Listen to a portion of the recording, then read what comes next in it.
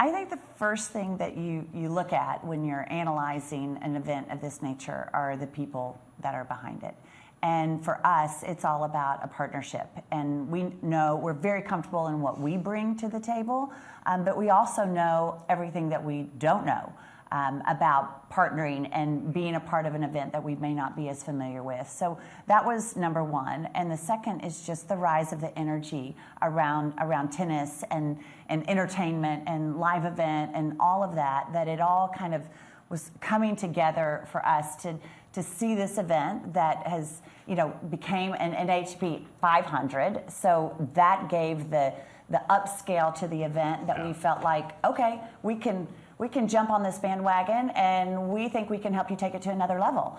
And so a lot of that together really made us think, hey, we're ready for this, and we're excited to give it a try. So, John, to that exact point that Charlotte just brought up, the sort of leveling up, the upscaling here is apparent, not just in the quality of the facilities and whatnot, but in the quality of the players on the court, the sort of magnitude of this event. So why was this the right time to do that in terms of the business of tennis? Well, yeah, so I think the Dallas Open move came to Dallas, spent 3 years at SMU, and they were an incredible host site.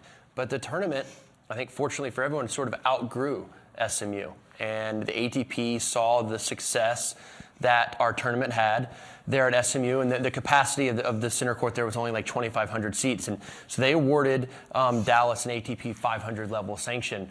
But what comes with that is minimum amount of seating, minimum amount of prize money, which was more than the ATP 250 site could hold. So everything was just kind of a big level up for the tournament, and for the Dallas Open to, of course, partner with the Dallas Cowboys brand. I mean, it's an absolute no-brainer for everyone on the tennis side of things, and what the Cowboys can bring operationally, and as far as the site goes, of course, Sports Center at the Star is like something. I mean, I played tennis my whole life. Played the ATP Tour for 17 years. There aren't many facilities like this at all on the ATP level. And once the players get here, this is the first year, obviously up in Frisco. Once the players get here and experience all that Frisco and the Star has to offer, it's going to be amazing. The players are going to love it, and they're going to continue, in my mind, going to continue to come back for many years to come. So it's interesting to think about America's team, and also think about this American moment in tennis that we're having right now, John. I mean, you're going to have some of the biggest players in the game, many of whom are Americans, showing up. Big Foe, Frances Tiafoe, Ben Shelton, Taylor Fritz. What is this moment like? I mean, you were part of a wave of American players. This wave coming on is at a pretty, I dare say, precipitous time for tennis. So what does it mean for the business of tennis? Yeah, absolutely, Jason. I think you hit the nail on the head there. On the men's side, especially right now, American men's tennis is very attractive. There's 2 players in the top 10. Taylor Fritz leads the charge at number 4 in the world. The player that you left out is Tommy Paul. Yes, number 9 in the world. Sorry, Tommy. So we have 2 players in the top 10. It's been a long time since that's been the case. Casper Ruud is the highest-ranked European player in the field. He's number 5 in the world. So 3 players in the top 10 in the world, all playing the Dallas Open. That's huge. All right, so I got to ask the football question, yes. Charlotte. I'll ask it in a Bloomberg way, which is, so let's say a Wall Street analyst were to look at the Dallas Cowboys. They would look at the success that Julie just talked about with your brand, and the on-field performances uncorrelated, shall we say. How long can that continue? Like, what do you need to do? What do you and your family talk about to really, goose that on-field product? That is a conversation that is 24/7, pretty much year-round for the past 30 years. I mean, that certainly is the key focus in every conversation that we had is how do we produce winning results? And in that means what coaches are you picking? What players have you selected? What is the culture that is actually created back there? How do you amplify that? And where are the pieces that are missing? Can you look at yourself and go, oh, we should have gone right when we went left? And how do we course correct to do that? A lot of that is, for us, it's like, who's the guy under center and who's going to lead us to the next step? You don't always find, over the decades when you look back, you don't always have that guy. So it's a moving target for us, but the focus is always there. and trying to figure out what's the missing piece on any given day. It's like this past year, we went into the year thinking that we would have a lot of success. We didn't, and then we had the injury bug that sidelined all of our players, and we had to rebuild from within and grab some people that we never thought would ever see the field, that we were still learning their names by the end of the season. And that happens, and teams go through that. But then when you realize you've got your roster back and starting again, this is the time you got to strike.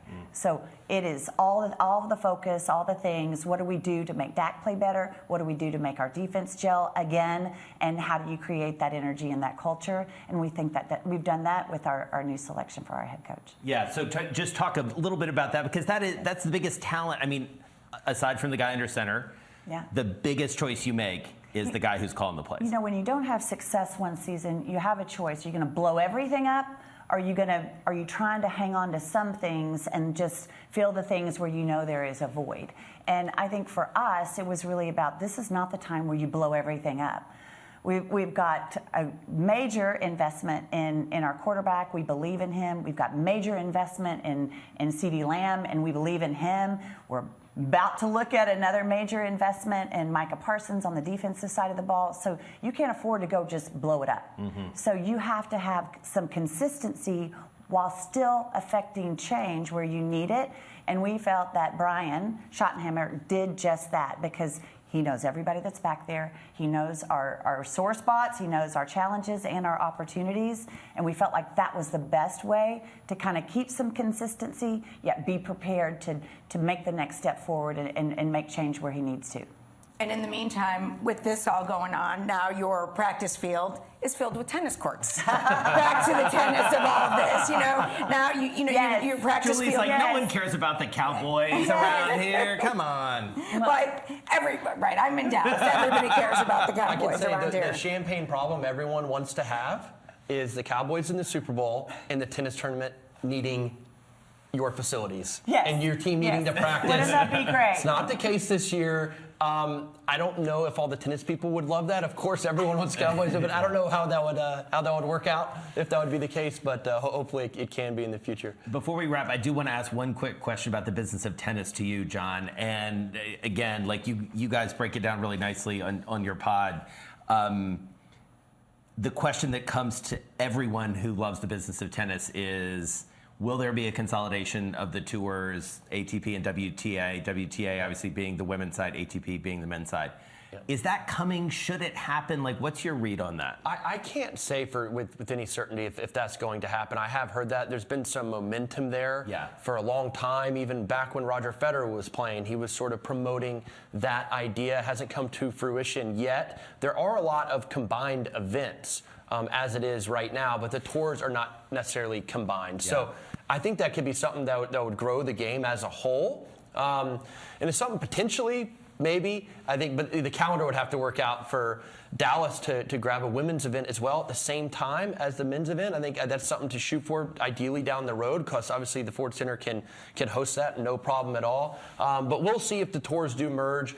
I've been retired now for a year and a half, so I'm a little bit out of the loop. Yeah. There's been some, I think one of the bigger, not concerns, but one of the bigger issues in play is Saudi Arabia going to come in? They're a sponsor of our rankings. It's the PIF rankings. So we'll see how much they come into play under the tour. I don't know if it's going to be at a level like they've done in golf. It's not going to split the tours up like that, but there's going to be potentially some involvement with them in our sport.